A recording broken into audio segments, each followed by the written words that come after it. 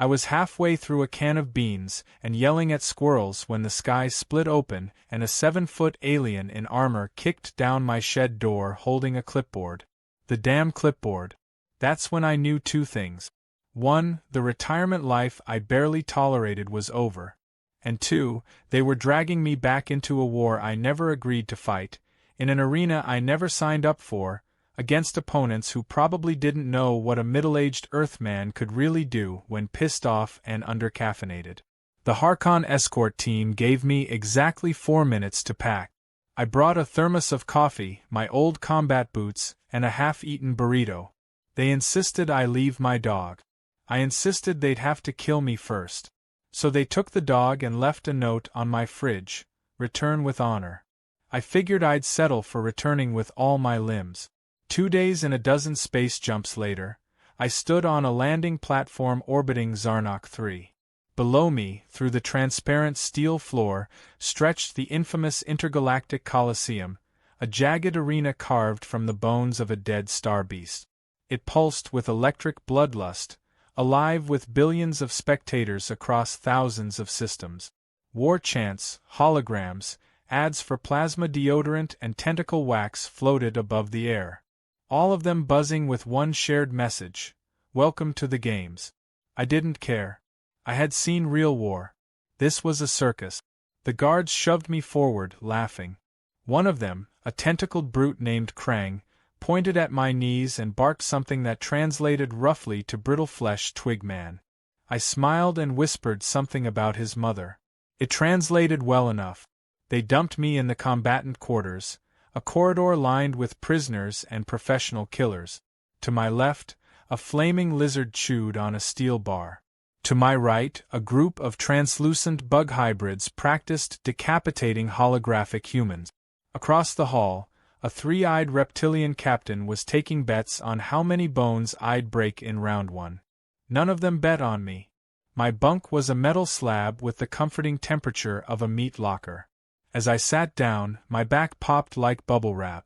A holographic screen flickered on overhead. A smug announcer with a face like melted pudding boomed into the room. This cycle's wild card entry is a relic from a forgotten war. A human. From Earth. Can he survive the trials of Zarnok? Or will he be shredded like the others?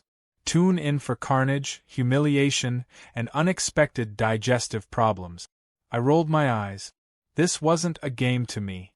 It was a dirty ploy by whatever bureaucratic worm decided Earth needed to look tough on intergalactic television.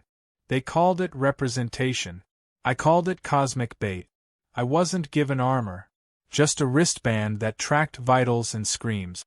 I was, however, given a weapon of my choosing. I picked a shovel. The alien tech assigned to me blinked in confusion and offered me a laser spear instead. I refused. The shovel had a story. It was the one I buried my brothers with back on Lunar Ridge. It had cracked a skull or two as well.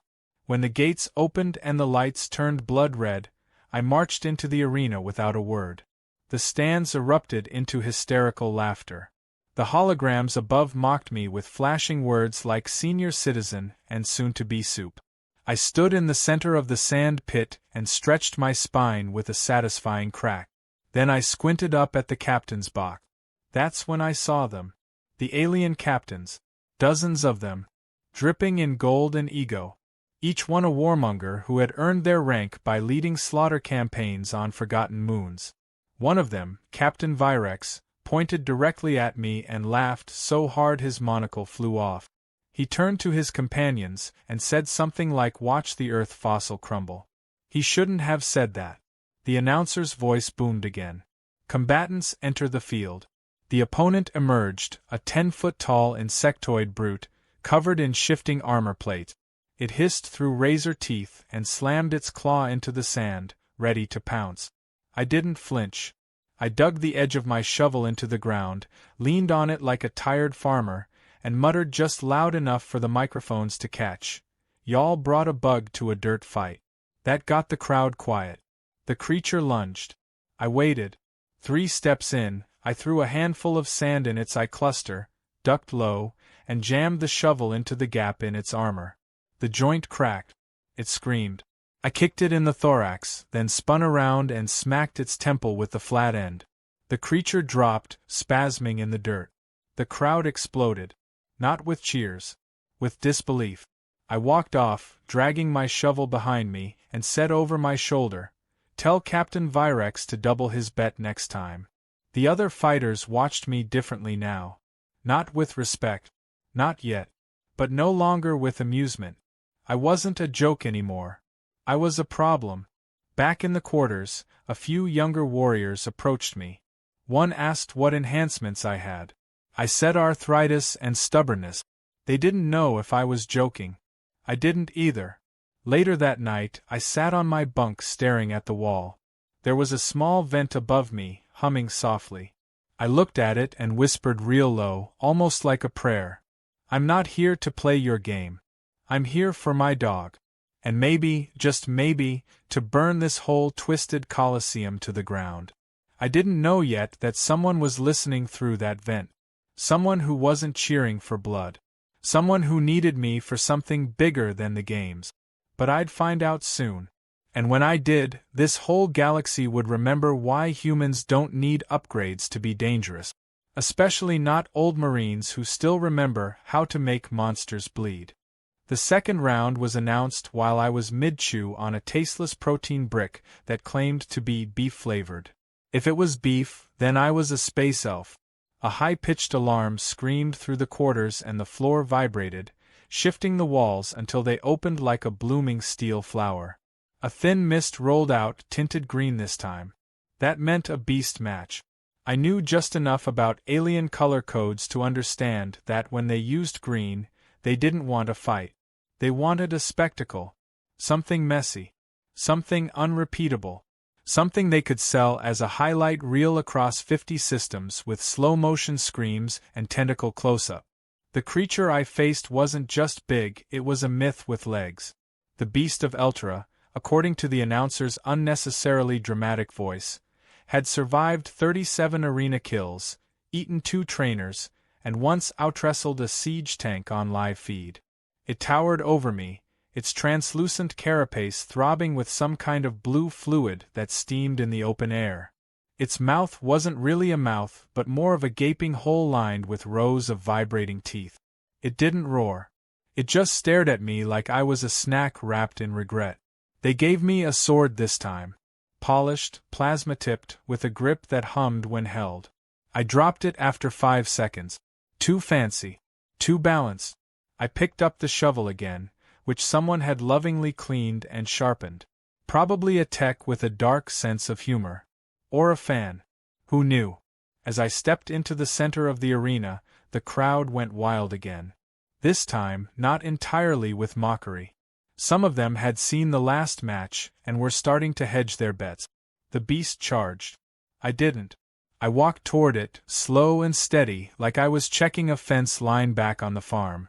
At the last moment, I ducked, not away from it but straight under, rolled into the dust, and jammed my shovel up into the creature's underbelly. The shovel didn't penetrate fully, but it sparked. Electricity rippled through its armor. The thing screeched and thrashed. I scrambled backward and grabbed a handful of sand, then lobbed it into its open maw. The crowd gasped like I'd committed heresy. Apparently, arena protocol frowned on sand throwing. I didn't care. Protocol didn't keep you alive. Dirty tricks did. The creature stumbled, dazed, and I circled to its blind spot. Everyone, and I mean every living thing, has a blind spot. Found mine in the mirror a decade ago. Found the beast's just behind its third shoulder joint. A well-placed jab with the sharpened end of the shovel hit something soft and important. The beast spasmed, screamed, and collapsed in a heap. The announcer tried to sound excited, but I could hear the confusion in his voice. This wasn't supposed to happen. I wasn't supposed to win. Twice. Back in the quarters, they didn't laugh anymore. Some glared. Some kept their distance. One small alien fighter, covered in orange fuzz, even bowed as I walked past. I nodded in return. Respect wasn't the goal, but it didn't hurt. What did hurt was the memory surfacing as I sat back on my slab. The creature's screech had sounded like something else. A memory from Sector G7. That sound. It wasn't the same, but it triggered the echo. Screams in the tunnels. Friends who didn't make it. The stink of melted flesh and scorched gear. My fingers clenched. I needed focus. I needed answers.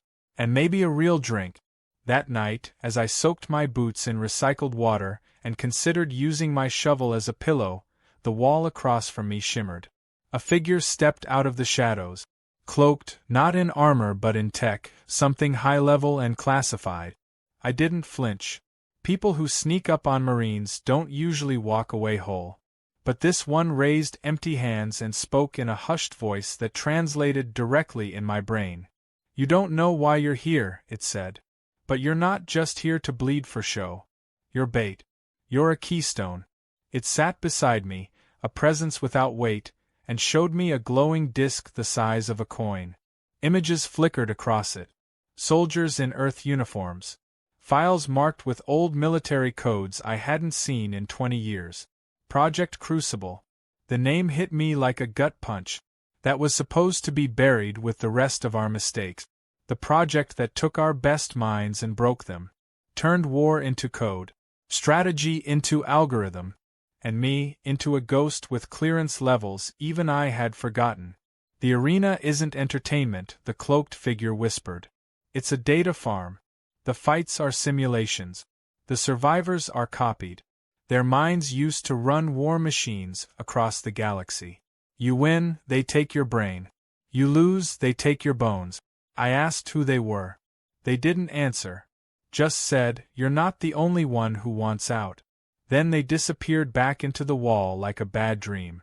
I didn't sleep that night.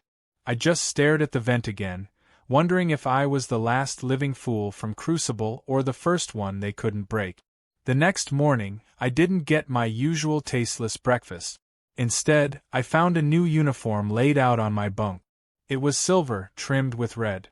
A mark of a contestant who had made it to the next bracket. The elite fights. The no-rule matches. And beside it, a piece of paper.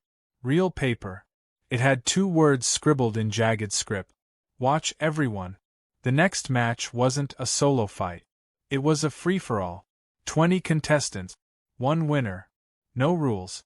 Last being standing wins a direct audience with the captains. They called it an honor. I called it a trap. But I suited up anyway. Shovel in hand. And before walking out, I scratched something into the wall of my cell. Not a message. Just a reminder. Dig deep. Hit hard. Stay mean. Then I marched toward the light, into the roar of a crowd that no longer laughed. They didn't know it yet, but the games were about to change. Because I had a plan. I had a grudge. And I had no intention of letting anyone copy my mind unless I could program in a surprise or two. Starting with the next poor soul dumb enough to think Earth Marines ever fought fair. They didn't tell me who my partners would be until the last possible moment, which was probably a strategy. Keep the human in the dark. Let him walk blind into chaos and hope he dies before he figures anything out. But chaos was my natural element. When they finally shoved me into the prep chamber, I was met with 2 silhouettes. One of them was shaped like a garbage can that had sprouted arms. The other was a smooth, tall figure with no face, no eyes, and a faint shimmer that suggested it could vanish if it sneezed wrong. The garbage can waddled toward me and saluted, one metal arm falling off mid-motion. "Hello, Combat Associate, I am Chucklemut Model 3005 reprogrammed for laughter and light incineration. Do not be alarmed by spontaneous fire." Then he set his own foot on fire. I stared at him for a full minute, unsure whether to laugh or kick him. He extinguished the flame with a built-in fog horn that blasted out an apology in 6 languages. The second figure simply nodded. No words. No sound. Just a glance from behind a mask that shifted colors with every breath. I had seen her species once before in the reports. Shapeshifter. Silent. Efficient. The kind that could make you paranoid enough to doubt your own reflection. She didn't offer a name, but the screen flashed her designation as VYAC. No vowels. Just sharp letters meant to cut conversation short. The announcer's voice burst through the ceiling, declaring this round to be a survival test within the infamous death maze.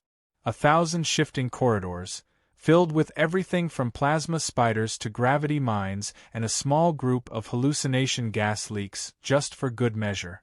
Only the first team to make it out would advance. The rest would be recycled. The gate dropped and the floor tilted forward like a cruel joke, sending us sliding into the dark. Immediately, Chucklemut rolled ahead singing a tune that sounded suspiciously like a jingle for alien toothpaste.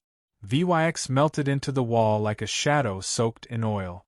I did what I always did. I moved slow, eyes open, shovel ready. The maze was alive. The walls breathed.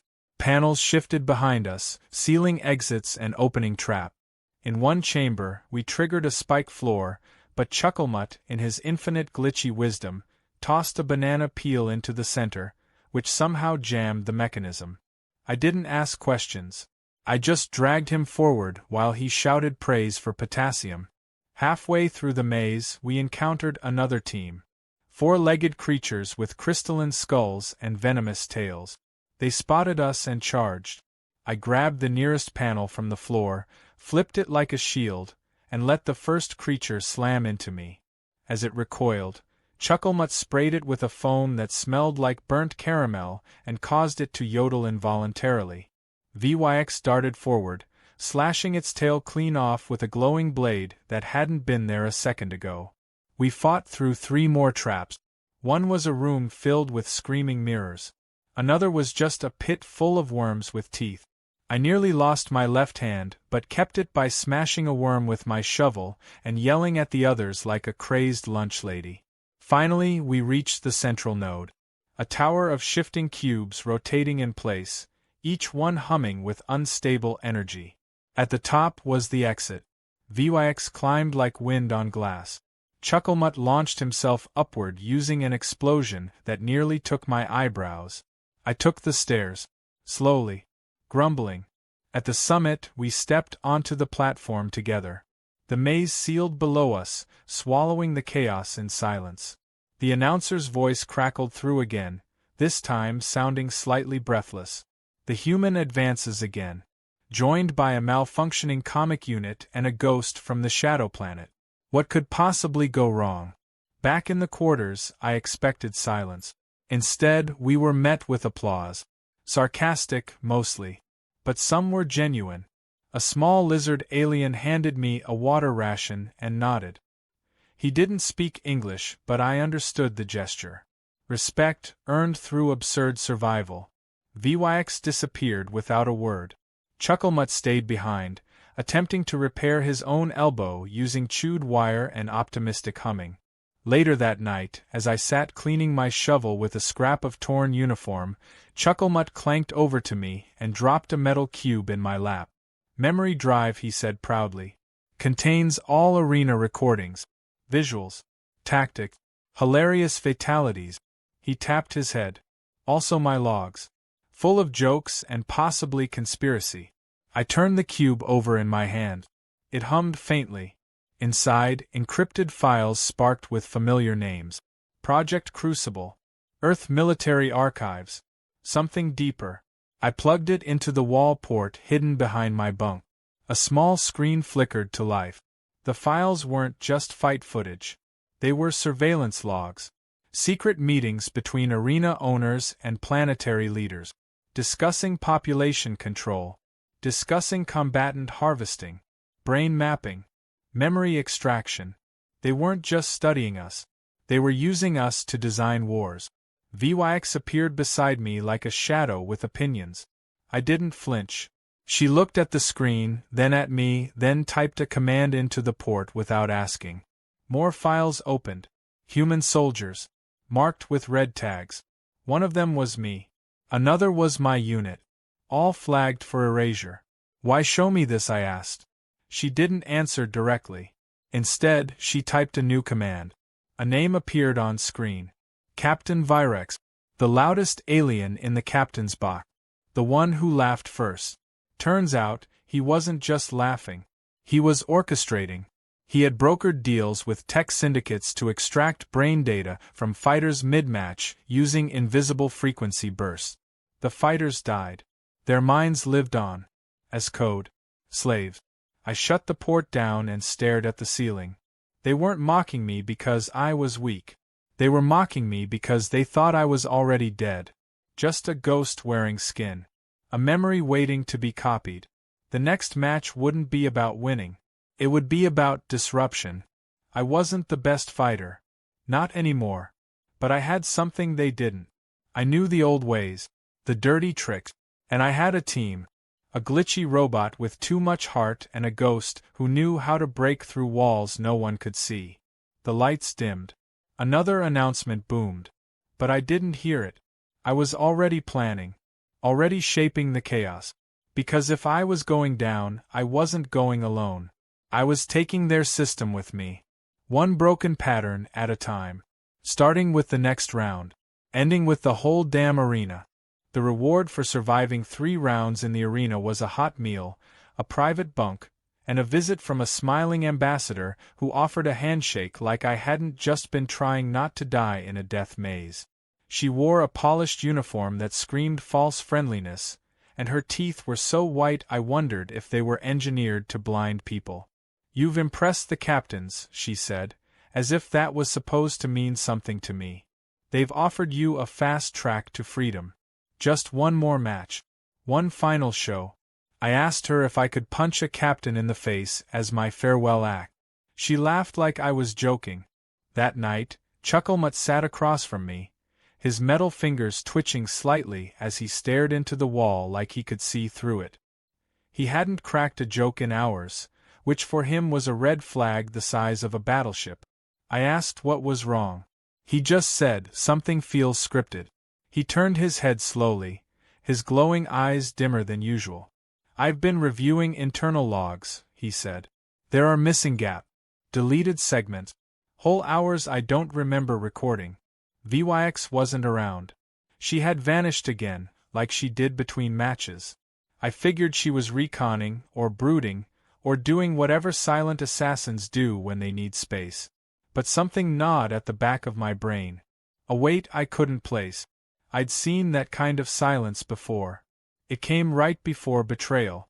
The kind that didn't scream, didn't apologize, just left a knife somewhere vital and walked away. When I finally found her, she was standing at the edge of the observation deck, watching the arena from above. The crowd was gone. The lights dimmed. Just the echo of the place humming with secret. I asked her why she was staring so hard. She said nothing at first. Then she turned, and for the first time since we met, I saw hesitation in her stance. Not fear. Not guilt. Something worse. Conflict. "I know who you are," she said. Her voice was low, like it wasn't meant to be spoken. "You weren't just part of Project Crucible.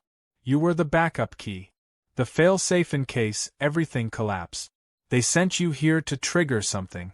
Maybe even end something." I told her I wasn't aware of any of that. She said that was the point. Then she pulled a blade from her belt and stepped forward. I didn't reach for my shovel.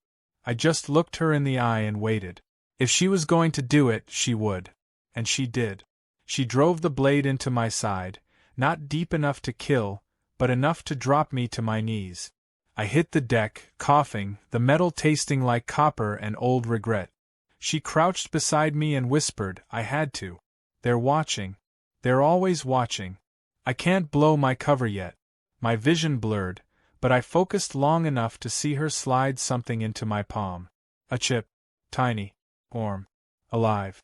It buzzed against my skin like it was afraid. Then she vanished. No apology. No promise.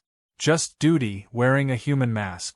They found me half-conscious and bleeding and declared me unfit to continue. The captains held a vote.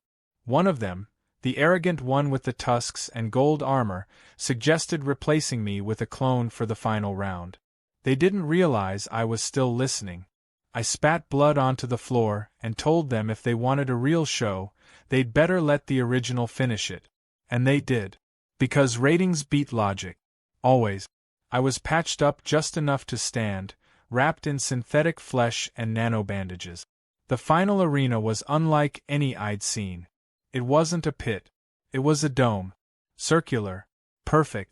The walls were lined with screens showing every death I had survived. Every match, every kill, every step. They called it the reflection chamber, where the best of the best faced the worst of the worst. There were no rules. No time limit. No exits. Just one goal. Impress the captains. Survive. Or die beautifully. Chucklemut was already there, standing awkwardly in the center, holding what looked like a toaster modified into a blaster. When he saw me enter, he tilted his head. "You shouldn't be walking." I told him I wasn't walking. I was limping with purpose. He nodded as if that made perfect sense. Then the floor opened and the enemies came out. 5 of them. Genetically enhanced hybrids, spliced with Predator DNA and Arena Veterans combat data. They moved like ghosts struck like storms. The kind of enemies that required more than weapons. They required instinct. I told Chucklemut to aim for the knees. He asked if that was metaphorical. I said no. Then I swung my shovel into the first attacker so hard that the screen glitched. We fought for what felt like hours. Maybe it was. I lost count of how many times I fell, got back up, bled, screamed, swung, and bled again. Chucklemut's jokes slowly returned, mostly out of desperation. He called one of the attackers a space Karen. It didn't laugh. I did. But something else was happening during the fight. I could feel it. My thoughts weren't entirely mine. Flashes of memory that didn't belong to me. Movement patterns I hadn't learned. Voices whispering tactics in my mind. They were copying me. Live. Downloading my brain as I fought. Project Crucible was running in real time. And if I died, they'd have it all.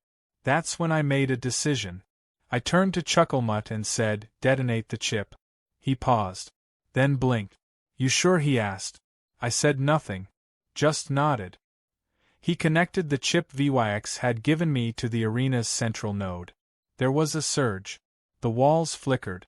The images on the screens twisted. Instead of fight footage, it showed document. Secret files. Names. Faces. Betrayals. The entire structure of the arena exposed like a raw nerve. The crowd began to panic. The captains stood. One of them screamed for a lockdown. Another hit a button that activated suppression fields. But I was already on the move. Despite the pain. Despite the blood. I charged toward the edge of the dome where the power core was buried behind reinforced glass. I didn't care about escape anymore. I cared about ending it. I reached the wall, raised my shovel one last time, and smashed it down with everything I had left. The lights exploded. The dome collapsed. The system crashed. And in the chaos, as debris fell and alarms screamed, I laughed. Because sometimes, all it takes to break a perfect system is one broken man with a stubborn heart and a weapon no one respects. And I had both. Ask ChatGPT. Smoke hung in the air like a curtain that refused to fall. I could still hear the hum of the arena's power core dying, glitching out in fits and sparks behind me. Somewhere in the distance, a siren looped endlessly, like a warning no one was left to answer. I leaned on my shovel, which was now cracked and glowing faintly with residual energy, and stared at the chaos I had created. The dome was fractured, the audience feed had gone dark, and the captains were no longer lounging in their gilded thrones. Most had fled. A few weren't moving at all. Chucklemut limped beside me, half of his chassis blackened from the feedback pulse. He looked like a half-melted trash bin. Still somehow cheerful. That was probably the brain damage talking. "You broke the arena," he said in a quiet tone like he was reporting a spilled drink. "Not many people break the arena." I told him it wasn't broken yet. Just cracked. But I planned to finish the job. We weren't out of danger. Not by a long shot. The systems may have gone down, but the arena still had failsafe. Automated lockdowns. Emergency reinforcements. Defensive drones. The kind of toys rich captains used when their bloodsport playground started falling apart. I knew it would be only a matter of minutes before the next wave came. They would try to erase us before the truth could get out. And even if we survived, without broadcasting what we had uncovered, all of it would have been for nothing. Vyx appeared again. This time there was no stealth, no theatrics. She just walked into the light, covered in dust and bleeding from a deep cut across her ribs. I didn't ask if it was real. I didn't need to. She tossed a device to me. A portable uplink, patched into one of the arena's hidden broadcasting node. This can reach beyond the quadrant, she said. Past the suppression field. You just have to get it to the relay tower. I looked at the tower. It was across the collapsed floor of the arena, past walls crawling with auto turrets and drones now rebooting from system resets. A death run, basically. I asked her why she didn't do it herself. She didn't answer directly. Just said I wasn't programmed to survive this and disappeared again. Chucklemut offered to go instead. I refused. He'd die in the first 30 seconds. He was brave but fragile. He had the heart of a lion and the wiring of a faulty lamp. I told him his job was more important now. He had the memory core. All of the arena's secrets. He had to protect that no matter what. If I failed, someone else needed to finish the fight. He hesitated, then saluted. The gesture made a horrible grinding noise. One of his arms fell off. Neither of us mentioned it. I took the uplink, tied it to my back, and began the walk toward the tower. I didn't run. There was no point. Running made you sloppy. Running made you loud. I moved like a ghost with bad knees, slow and careful. The turrets didn't activate right away. Probably still rebooting. But the drones spotted me halfway across and descended like angry wasps. I ducked behind debris, rolled, and used the shovel like a shield. The first blast scorched my shoulder. The second missed. The third hit the wall beside me, sending sparks across my vision. I kept moving. Every step felt like a punch to the ribs. Every breath reminded me that I wasn't built for heroics anymore. I was a relic. A man held together with old scars and bad habit. But I had purpose now. And that made me dangerous. I reached the tower just as the defense grid reactivated. A blast caught me in the side and knocked me to the ground. I screamed through my teeth but held onto the uplink. Crawled the last few feet like a soldier bleeding out on the edge of a battlefield. When I reached the console, I slammed the device into the port. Nothing happened. I slammed it again. Sparks. A buzz. Then light. The screens flared to life. Across the galaxy, thousands of broadcasts were interrupted. Gladiator fights were replaced with footage from inside the arena. Hidden files. Torture rooms. Memory extractions. The truth poured out like acid, burning through lies that had stood for decades. The voice feed kicked on, open mic to every planet tuned in. I stared into the camera and spoke. This is Jack Riker. Retired Earth Marine. You've been watching a lie. This arena doesn't make heroes. It kills them. It doesn't crown champions. It copies their minds and uses them like code. I wasn't supposed to make it this far. I was supposed to die quietly so they could turn me into a weapon. But I remember who I am. And I won't let them win. Behind me, the floor rumbled. The system didn't like being exposed. Self-destruct countdowns began in languages I couldn't understand. The console hissed and started to melt. I knew I didn't have much time. Chucklemut's voice crackled through my earpiece. You did it. You really did it. But the core is going to blow. You have to get out now. I laughed.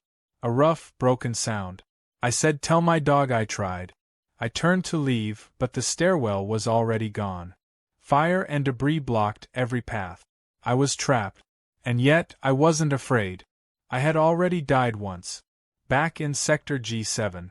This was just the body catching up. Then something unexpected happened. Chucklemut charged through the fire. His body smoking, one eye missing, dragging his broken arm behind him. He reached me, opened a panel in his chest, and said upload complete. I asked what he was doing. He said preserving you. Then everything went white. When I woke up, I was nowhere. And everywhere. A digital space. Floating data. My thoughts still intact. My memories still mine. Chucklemut had copied my mind into the galactic web using his remaining power. I was alive. Sort of. Enough to keep fighting. Outside, the arena was gone. Reduced to rubble. The captains vanished or hunted. The games shut down. The galaxy woke up, slowly and angrily. A resistance formed. People remembered my broadcast. They played it again and again. And someone rebuilt it into a message. Don't mock the old. They are just survivors of wars you were too young to fight. My story became legend. Not because I won, but because I refused to lose quietly. And somewhere, far away, a dog waited at a door that would open again one day. Maybe not soon. Maybe not by me. But by someone who remembered what mattered. Because that's what legacy really is. Loud footstep. In deep soil. And the courage to keep walking. Ask ChatGPT. The silence after the storm was unlike anything I had known before. Not the quiet of peace, but the kind that follows something irreversible. The kind that makes the air feel heavier, like the world is still deciding whether to mourn or rebuild. The arena was gone, shattered into blackened metal and smoldering stone. The captain's box, once glowing with arrogance, now lay empty, half-melted and caved in. The spectators had fled or turned on their former masters. The galaxy had watched a spectacle and received a revolution instead. Somewhere out there, stars kept spinning. Civilizations kept arguing over taxes and borderlines. But a crack had formed in the machine that had fed on warriors for centuries, and through that crack came light. I no longer had a body. That much was certain. But I still existed. Floating through streams of encrypted code, a ghost made of memory and anger. Chucklemut had done it. He had copied me just in time. And in doing so, he had created a new kind of resistance. Not a soldier. Not a martyr. Something else. A signal that could not be silenced. A story that could not be buried. They thought they had taken everything. But they forgot one thing. Legacy is louder than death. I drifted through networks and satellites, riding frequency waves like a whisper in the static. Sometimes I hijacked arena feeds, still lingering on Backwater Planet. Sometimes I infected training simulations used by mercenary guild. Not to kill. Not to hurt. Just to remind. To plant seeds. The message was always the same. The games were a lie. The heroes were real. And the dead deserved more than applause. Back on Earth, years passed. Maybe more. Time was slippery now, measured in updates and patches. But I followed the signals when I could. A new generation was rising. One that asked questions. One that didn't cheer for blood just because it sparkled. I saw kids hacking into old arena broadcasts and replacing them with the footage we had leaked. I saw monuments torn down and rebuilt, not for captains, but for combatants. Not for the ones who won, but for the ones who fought. My dog, somehow, was still alive. Or at least someone made sure he was. I tracked the transmission once. A delivery drone dropped him off at a cabin in the hills. My old place. The shed was rebuilt. A new door. Fresh paint. The dog waited by it every day, tail wagging, like I might just step out one morning and throw a stick like nothing happened. That hurt more than anything else. But it also kept me going. Chucklemut's consciousness didn't last. His systems degraded, too fried from the overload. But before he faded, he left a backup of himself in the same digital space I now occupied. A smaller version. Glitchy, full of static, but still him. Every now and then, he would show up in the data stream, tell me a joke, and vanish again. I missed him more than I missed most people. He may have been built for laughs, but he chose loyalty. And in the end, he saved something worth saving. VYX disappeared after the collapse. No one could confirm if she survived or not. There were rumors. Sightings. A silent figure hacking corporate archives, leaving behind only symbols carved into walls with laser precision. Maybe it was her. Maybe someone took up her mantle. I like to think she made it. She deserved to walk free. She earned her name back. The resistance became real. Not just whispers but action. Veterans of the arena came forward, backed by data and rage. New leaders rose who didn't care about bloodlines or bionic. They cared about truth, about fixing the system. I became their story, not as a flawless hero, but as proof that one broken human with nothing left to lose could still matter. They rebuilt the training academies too. Not for arenas. For defense. For peacekeeping. One of them was named after me. The Riker Institute for Combat Ethics. That part made me laugh harder than anything. Me. Ethics. But they meant it. Inside its walls, they taught more than fighting. They taught survival without cruelty. Strategy without slaughter. Strength without spectacle. Every cadet who passed through saw the same message carved into the wall by the entrance. It was short, simple, but it said everything I ever believed. Do not mock the old. They have already survived what you fear most. They kept my shovel, the original one, bent, scorched, still stained with sand and blood. It rested in a glass case in the lobby. Next to it was a plaque, not listing my rank or my kill count, but a single sentence. He fought dirty. Because clean fights only exist in stories. Eventually, I stopped drifting. I chose a place to stay. A small outpost on the edge of a forgotten system, where the signals were weak but pure. Where new fighters practiced in VR simulations, thinking they were just running programs. What they didn't know was that their opponent was me. A copy of a copy. Still learning. Still pushing. Still testing them. I didn't go easy. I never did. But when one of them impressed me, I let them win. Just once. Just enough to make them believe they were ready. Hope can do a lot when it's aimed right. And sometimes, late in the cycle, when the network quieted and even the stars seemed to sleep, I would access the old footage. Watch myself walk into the arena for the first time. See the way they laughed. The way they pointed. Then the way they stared when I stood up again and again, too stubborn to die. I had nothing left to prove. But I kept watching anyway. Because in that moment, I wasn't a ghost. I was just Jack Riker. A man with a shovel. A bad back. And a very simple goal. Make them regret underestimating Earth. And somehow, I think I did.